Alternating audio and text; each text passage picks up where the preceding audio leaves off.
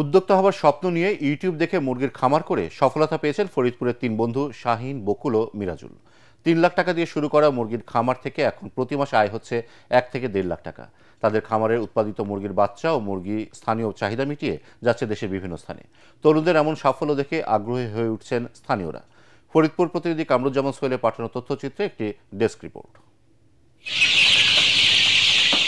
ইউটিউবের ভিডিও দেখে অনুপ্রাণিত হয়ে নিজেদের ভাগ্য বদলে ফেলেছেন ফরিদপুর সদর উপজেলার অম্বিকাপুর ইউনিয়নের বাসিন্দা শাহিন, বকুল ও মিরাজুল। উদ্যোক্তা হবার স্বপ্ন নিয়ে নানা ব্যবসা করলেও সুফল পাচ্ছিলেন না। পরে ইউটিউব দেখে মুরগির খামার করার সিদ্ধান্ত নেন তারা। ২০২০ সালে তিন বন্ধু তাদের ৩ লাখ টাকা পুঁজি নিয়ে বাড়ির আঙিনায় শুরু করেন মুরগি পালন। করোনা মহামারীর সময়ে লোকসানে মুরগি বিক্রি করলেও পরে কঠোর পরিশ্রমে ঘুরতে শুরু করে তাদের ভাগ্যের চাকা। আমরা তিন বন্ধু মিলে ৩ লাখ টাকা দিয়ে একটি খামার তৈরি করি।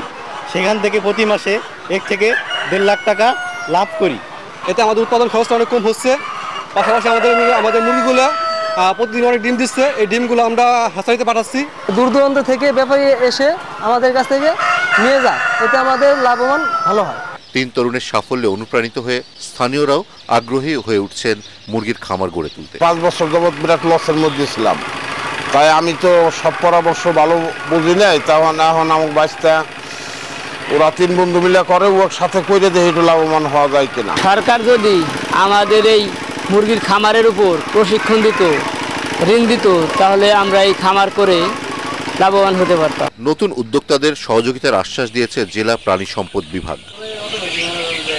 তরুণদের এই সাফল্যের গল্প গ্রামীণ অর্থনীতিতে দিচ্ছে নতুন সম্ভাবনার ইঙ্গিত।